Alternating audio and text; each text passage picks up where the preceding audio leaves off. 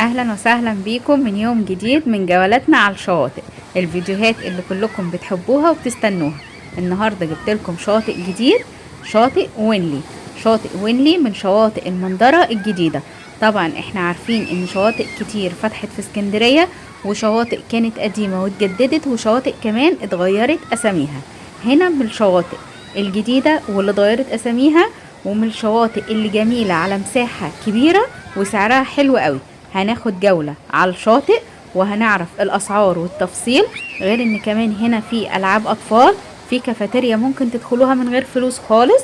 والشاطئ حلو قوي. واخر الفيديو زي ما بتحبوا هسيب لكم مقطع كبير خالص تستمتعوا بيه بالبحر، زي ما حضراتكم بتحبوا ان انتوا تتفرجوا دايما على البحر من غير كلام خالص، ان انتوا تستمتعوا باجواء البحر. الناس اللي مش من اسكندريه ومش عارفه تيجي، او الناس اللي قاعده في البيت وعايزه تعيش اجواء البحر.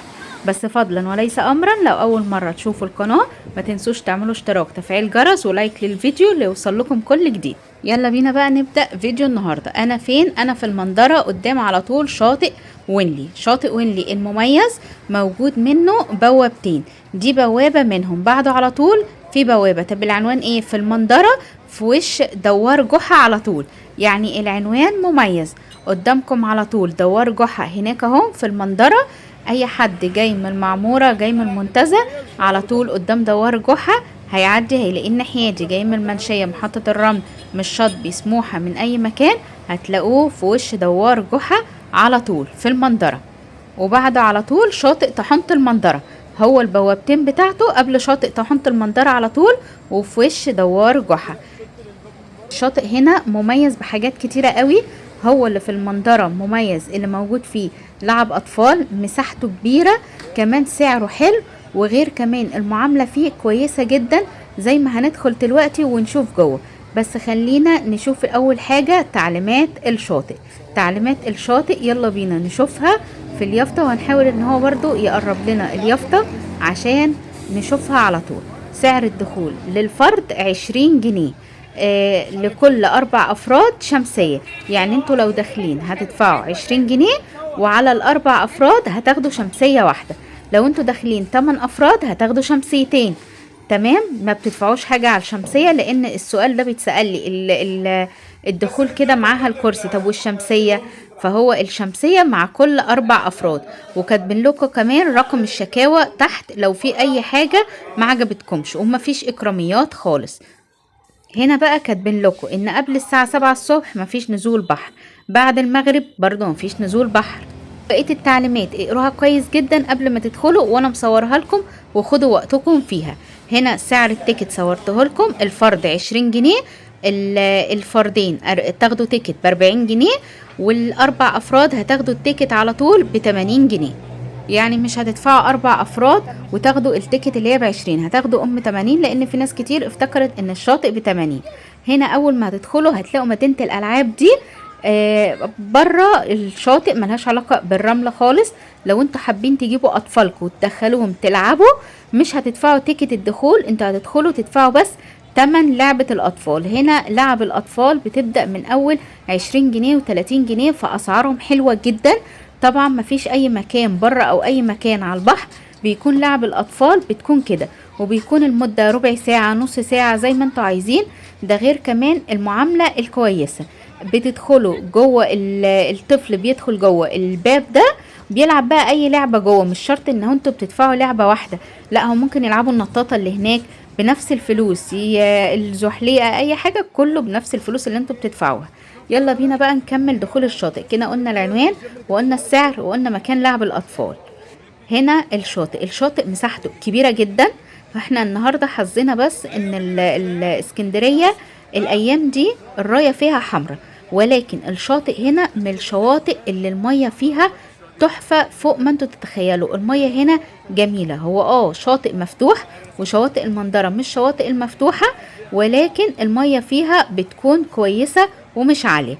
بس احنا بقالنا كام يوم في اسكندرية، وده اللي نزلته لكم على القناة الايام اللي فاتت، ان المية عالية، لكن المية هنا بتكون كويسة، لكن البحر هيعجبكم برضه. يلا بينا بقى ندخل. بصوا هنا في برج المراقبة. برج المراقبة موجود فيه اتنين، الاتنين دول دايما بيخلي بالهم من الناس اللي موجودة على الشاطئ. قبل ما ندخل على الشاطئ عايزة بس اوريكم حاجة. هنا لاحظت ان في كافيتيريا موجودة على الشاطئ ورا. الكافيتيريا دي موجود فيها الكراسي المبهجة بالالوان الحلوة. طبعا اللي متابعني ومتابع القناة عارف ان انا بحب الالوان، اي حاجة فيها الوان حلوة. فهنا موجود الكافيتيريا دي وموجود فيها نجيلة، يعني هنيجي قدام كده هنلاقينا هم حاطين نجيلة. وسألتهم هنا سعر الكافيتيريا كام، قالوا لي لو انتوا عايزين تيجوا تدخلوا بتدخلوا خالص من غير اي تيكت. يعني لو انتوا داخلين عايزين تقعدوا على الكافيتيريا ما تدفعوش على البوابة تيكت الدخول. قولوا له ان انتوا داخلين تقعدوا في الكافيتيريا فمش هتدفعوا سعر الدخول، وهتدخلوا على طول على المكان اللي قدام حضراتكم ده. طب القعدة هنا بايه؟ القعدة هنا بالمشروب، زيها زي اي كافيه. القعدة بالمشروب ملهاش علاقة خالص بال20 جنيه للفرد. لكن لو انتوا كنتوا قاعدين على الشاطئ وعايزين تيجوا تقعدوا في الكافيتيريا برضو ما بتدفعوش فلوس تاني. لكن لو انتوا قاعدين هنا في الكافيتيريا وعايزين تروحوا تقعدوا على الشاطئ هتدفعوا بقى ال20 جنيه، عشان طبعا هتحتاجوا كرسي وشمسية للبحر. حبيت ان انا اوضح لكم ده عشان لو قعدتم على الكافيتيريا او داخلين مش تقعدوا على البحر وتقعدوا في الكافيتيريا ما تدفعوش تيكت الدخول، وتاخدوا بالكم وانتوا داخلين ان القعدة هنا بالمشروب او داخلين كمان سواء للعب الاطفال. القعدة ورا تحفة، انتوا قاعدين في وسط الابراج اللي وراكم. الطريق جميل قوي، الهواء تحفة اللي جاي من البحر. المكان حلو، غير الناس المسؤولين في المكان كلهم من كل واحد فيهم الاستاف كامل، سواء من العامل اللي موجود او المسؤولين او الغواصين او الناس اللي واقفة على برج المراقبة او صحاب المكان كمان او اللي على البوابة. المعاملة كويسة جدا. وغير دلوقتي كمان هندخل على الشاطئ وهتشوفوا ازاي على الشاطئ اصلا واقف كذا غواص وكذا حد من مسؤولين الشاطئ بيراقبوا الناس، بيقولوا لهم يعوموا فين، فين الاماكن الخطر، الاماكن اللي هم مسموح لهم ان هم يعوموا فيها. وكمان منظمين الترابيزات. يعني بصوا قاعدة شبه دي كده، هي أسرة كبيرة واخدة 3 ترابيزات واخدين كراسي كتير منظمينها. الناس قاعدة مبسوطة جدا لأن الشاطئ مساحته كبيرة، وكمان ما شاء الله الناس جاية كتير. على فكرة الشاطئ هنا بيتنضف على طول، وده انتوا عارفين ان انا مش بعمل اعلان لاي حاجة. انا مفيش حاجة بنزلها او بروحها او بنزلها على القناة غير لما بقول لكم المميزات والعيوب بمنتهى الصراحة، ومفيش اي حاجة بنزلها بتكون اعلان. غير ان هنا كمان بياخدوا رحلات، بس الرحلات بيكون حجز قبلها. حجز قبلها ممكن ان انتوا تكتبوا لي كومنت وانا اوصلكم مع اداره الشاطئ، وده مش اعلان وما باخدش عموله على حاجه. والناس ممكن تروح تسال من بره عشان ما حدش يكتب لي كومنت زي ده، لان انا بزعل من الكلام ده. وممكن ان انتوا تتواصلوا مع الشاطئ على طول. انا كنت بس بحب ان انا اسهل عليكم الامور. هنا بقى دخلنا على الشاطئ زي ما حضراتكم شايفين. هنتمشى دلوقتي، هنتمشى الشاطئ ناحيتين، ناحية يمين وناحية شمال. انا كنت فاكرة ان هو ناحية واحدة بس، ودي الناحية اللي انا عارفاها دايما، فقلت خلاص همشي في الاتجاهين عشان تتفرجوا من هنا ومن هنا. وكده كده برضو بعد ما نتفرج على البحر شوية هسيبكم بقى انتوا تقضوا الفيديو مع البحر وصوت البحر والاطفال وهي بتلعب على البحر. بصوا هي البحر هنا في الفيديو الموجة ممكن تكون عالية شوية، بس طبعا اسكندرية اليومين دول عالية، لكن ادوله يومين بالظبط وهتلاقوا البحر يرجع تاني بحر اسكندرية الجميل اللي هي عروسة البحر الابيض المتوسط. الشاطئ النهاردة مليان، رغم ان النهاردة مش من الايام الزحمة، بس ما شاء الله حظنا جينا ولقينا الناس ما شاء الله فرحانة بالبحر. سعره حلو، البحر واسع، امان. بصوا طول ما احنا ماشيين الناس الرجالة اللي بتكون واقفة على الشاطئ دول بيكونوا تبع الشاطئ. العوامات دول بيأجروها وسعرها حلو في التأجير، وبتتأجر برضو بالنص ساعة والساعة وسعرها كويس. الأطفال برضو نازلين. بصوا شكل العوامات وصوت البحر والتمشية على البحر نفسها متعة. على الشاطئ برضو وانتوا قاعدين هتلاقوا حد بيبيع ايس كريم وحد بيبيع فريسكا، وفي ناس بتبيع عوامات للناس اللي عايزة تشتري عوامات، وناس بتبيع هدوم. اللي هي اجواء المصيف، اجواء المصيف لسه مستمرية في اسكندرية، والصيف لسه مطول معانا. اللي بيقول لكم الصيف خلاص، لا، حضراتكم زي ما حضراتكم شايفين اهو الصيف ايه اللي خلاص، لسه مستمرين. لسه بنصور شواطئ جديدة في اسكندرية، ولسه بنروح شواطئ، ولسه بنقضي الصيف. وكل واحد، في ناس بتحب الصيف في شهر 6 7 8، وفي ناس بتحب شهر 9 كمان اللي هو لسه ما جاش، ليه مصيفينه وليه الناس اللي بتحب تروح البحر فيه. بس اللي حابة اقوله لكم، الشاطئ اللي احنا موجودين فيه ده من احلى شواطئ المنظرة. الشاطئ هنا حلو قوي. انا ما فيش شاطئ في المنظرة رحت وما عجبنيش، بس كل شاطئ بروحه بقول لكم المميزات والعيوب. هنا بصراحة ما لقيتش عيوب خالص. ممكن الحاجة الوحيدة اللي لفتت نظري ان هنا ما فيش حواجز، غير الحاجز اللي هناك ده بتاع المنتزه بس كده. لكن بصرف النظر ان هنا ما فيش حواجز، المية مش مرتفعة اللي هي الموجة اللي تلاقوها جاية وبتضربكوا والكلام ده. فهو ده لو عايزين تعتبروه عيب اعتبروه، بس الفكرة اصلا عشان انتوا دايما بتسألوني على الشاطئ اللي فيها حواجز، الفكرة هنا مفيش حواجز والموجة مش عالية. لكن كسعر 20 جنيه في الاسعار المرتفعة. اللي موجود كافيتيريا ممكن تدخلوها من غير فلوس، في لعب اطفال، الشاطئ مساحته كبيرة جدا. يعني انا هسيبكم ان انتوا تستمتعوا بالشاطئ. هتلاقوا ان انا مشيت الناحية دي ولسه هرجع معاكم اهو امشي الناحية التانية.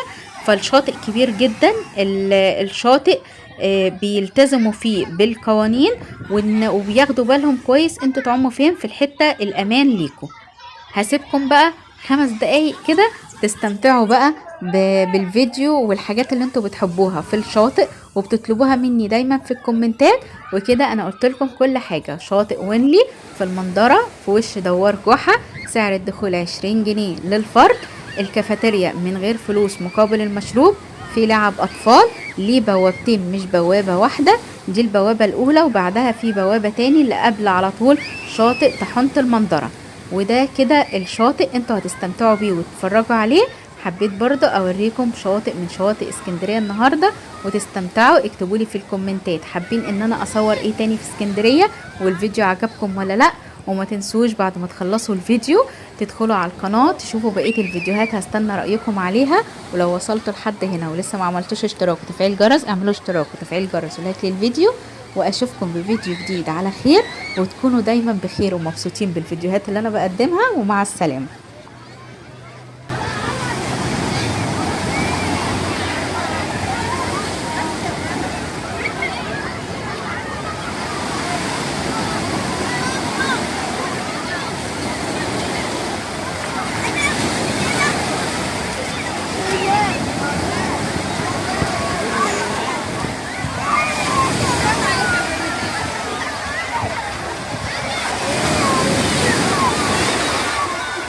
كمل ليك يا وعد.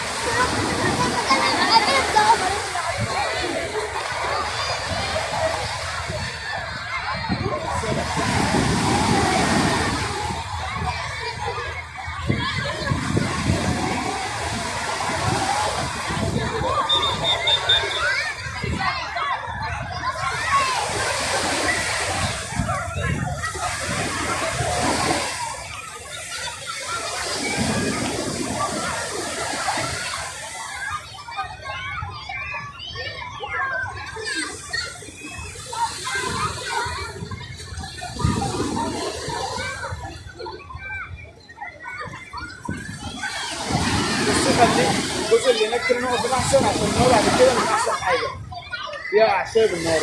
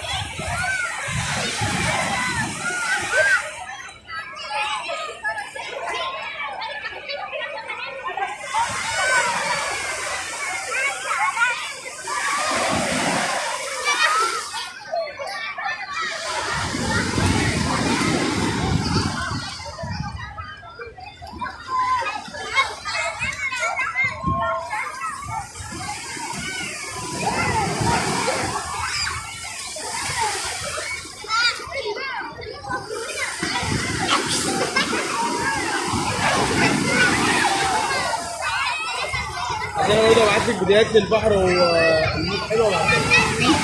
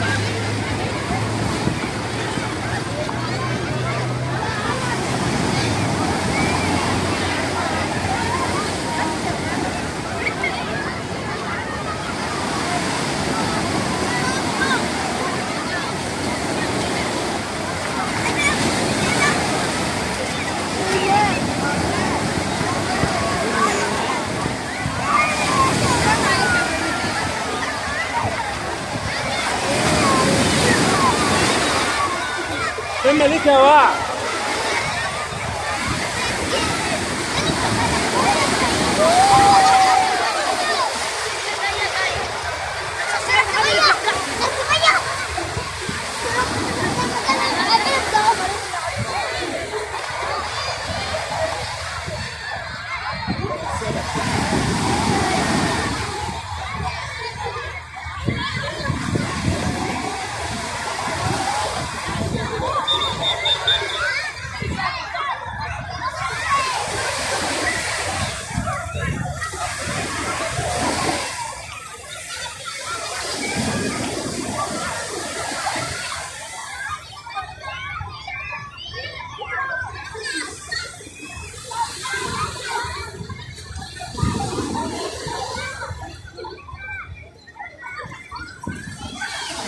بس خليك الجزء اللي هناك كده نقف فيه احسن عشان النار بعد كده مش احسن حاجه فيها اعشاب النار.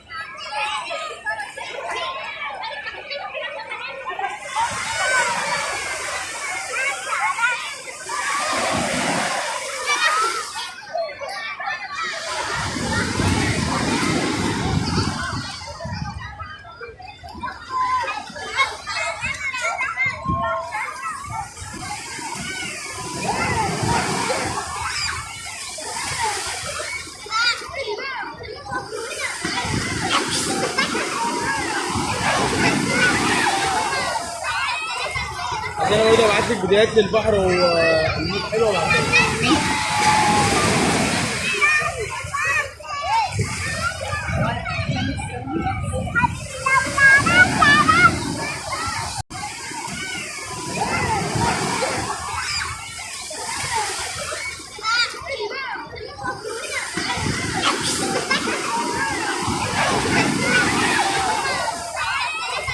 عشان انا برضه ابعت لك فيديوهات للبحر والموج حلوه وابعتها لك.